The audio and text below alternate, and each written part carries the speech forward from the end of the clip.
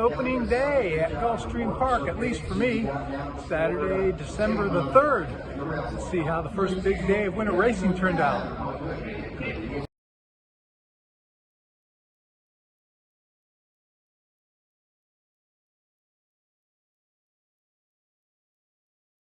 Tracks are fast, turf is firm, and we're set for a start.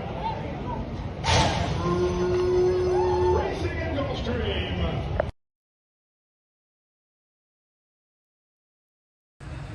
The first race of live winter racing this year was the Aqueduct. My horse scratched, so I went with my backup, and I upped the bet.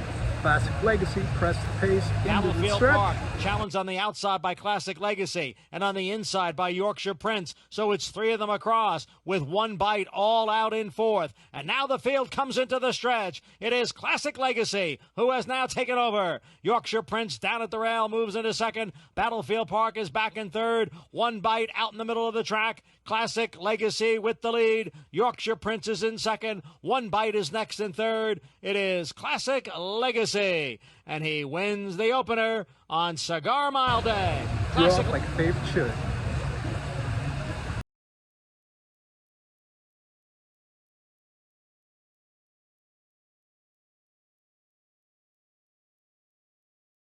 Chief Engineer, challenged now by Built to Last, and the two of them are right together. Steerage just off of them in third. Now Built to Last pokes ahead in front. Oh, awkward steps there for number 4, Chief Engineer. Chief Engineer racing awkwardly there as they come for the top of the stretch. So it is Built to Last who has the lead. Steerage has moved up on the outside and into second. Then Clash AJ, Chief Engineer, as they move up for the 8th pole, and Built to Last has opened up on the field. It is Built to Last by a half dozen lengths and extending that lead as they come up for the finish. Built to Last really love the off-going here today, and it's going to be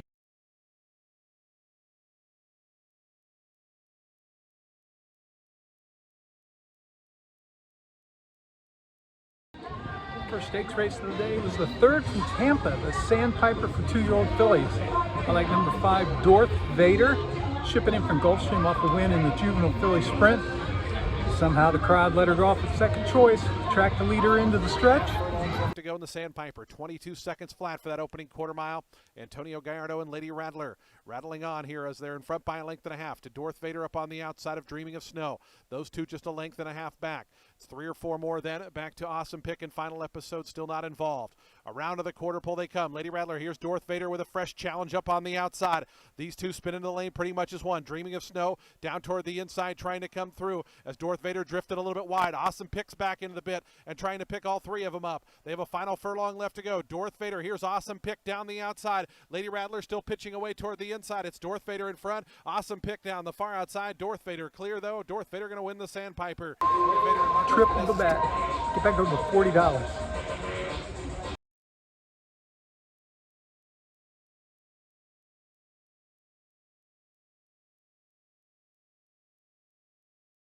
Two and 1 for the opening quarter mile. King Sparrow, Dixie Magic, and a 3-deep Astonishing Annabelle. Astonishing Annabelle now coming up a little bit closer on these top 2 as they're now right across the track past the quarter pole. It's 4.5 more back to Coco Shell. Belmar Summer, Okay Let's Go is starting to launch a rally, but is going to be cast out 4 or 5 wide. These leaders have gone hard at it here as they come to the final furlong. Astonishing Annabelle on the outside, a narrow advantage. Dixie Magic between horses. King Sparrow back to third on the inside. 3.5 more then back to Belmar Summer, who's starting to pick up some ground. But at the 16th pole, Astonishing Annabelle and Chantal are clear. Astonishing Annabelle 4 to 5 going to go on to win it here, going away by almost 3.5, 4 in the end.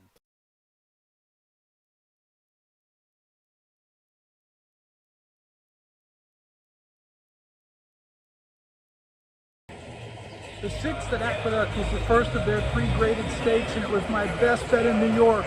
Number 3, Julia Shining. Last out maiden winner, going 7 furlongs, was now going 9 furlongs in a graded stakes.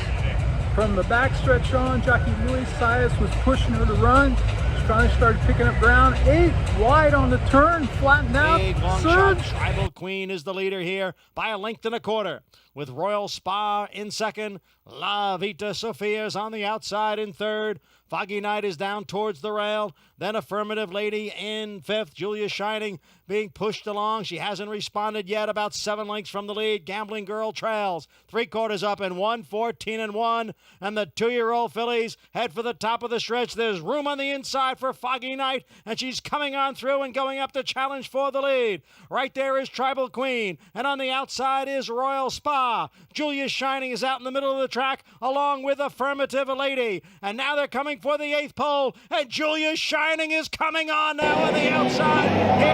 Julia Shining, the New York best bet in the grade 2 Demoiselle up in time. They come on for the finish in the Demoiselle. Julia Shining won it. Julia Shining from well off the pace. Oh yeah, the New York best.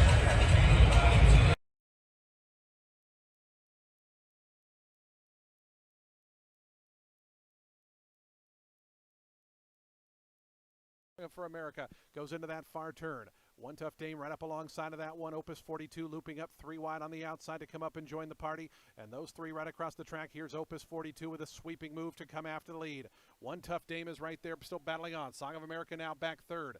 2.5 more back to Humor Sense. White Hot Gold is starting to get going with Free Shot from the back. They turn to the top of the stretch. Opus 42 and Daniel Centeno off the turn. It's Opus 42 to the furlong pole. 2.5, 3 to the good now. One Tough Dame digging in from that second position. Free Shot down the outside, trying to get going. Patience Worth just came off of horses and starting to rally down the center of the track. But inside the final 16th, Opus 42 is gone. Opus 42 going to go on to win it here. Opus 42 by 4 in the end.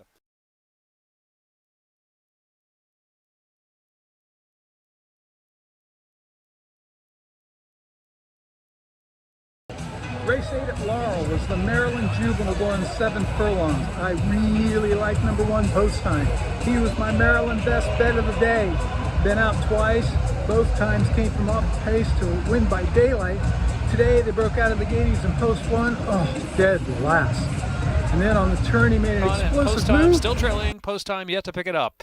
Into the far turn, Johnny Z from Albany sneaking away from Coffee with Chris, a length and 3/4 next. And now Post Time. Here comes Post Time. Post Time was last and now moving fast on the outside all the way up to third. Post Time with a surging move. Midway on the turn, Post Time keeps on coming and has to catch Johnny Z from Albany at the top of the lane. Turning for home. Johnny Z from Albany with a 3-length lead. Post Time got his sights set on Johnny Z from Albany. Post Time, Johnny Z from Albany. They're going to dispute it in the final 3/16 of a mile. Post Time, very confident ride on the outside, grabbing a neck in front now from Johnny Z from Albany. And then on the inside is Coffee with Chris. Post Time goes last to first as the Laurel best bet in the Here's a Maryland stunning Juvenile. looking winner, a Maryland-bred star in the making. Post Time. It is Post Time. Prime time to score.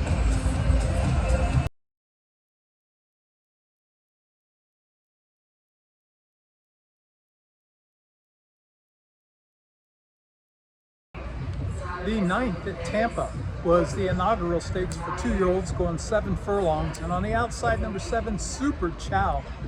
Really hard to go against. He'd won 3 out of 4. The only race that he had not won was when he was 3rd, the grade 2 Saratoga Special. Oh, lots of speed, just looked tons the best. Right to the front. They started to gain on him at the top of the lane. Super Chow, who has been unopposed thus far.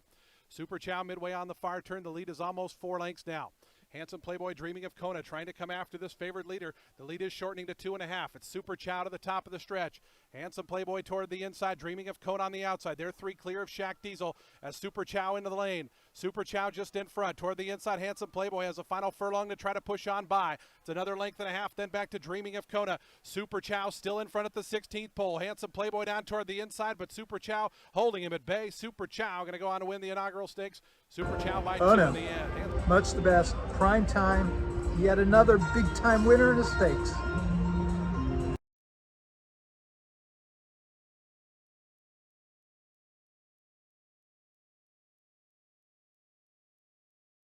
McCracken right there keeping pace at the inside. Gallant Buck in third. Then comes Todd Chero in fourth. Beto Credo pulled to the far outside for a bid from fifth, but bears out. And Top Note is last as these 2-year-olds come past the quarter pole here in New Orleans, and Distorted Pro and Release McCracken. And these two in a fight for the final furlong with Todd Chero lugging in third. Far outside is Beto Credo. Down toward the final half furlong, it's either Release McCracken or Distorted Pro. Release McCracken narrowly for Raylu Gutierrez. It's Release McCracken. Distorted Pro second to Release McCracken, who gets the win.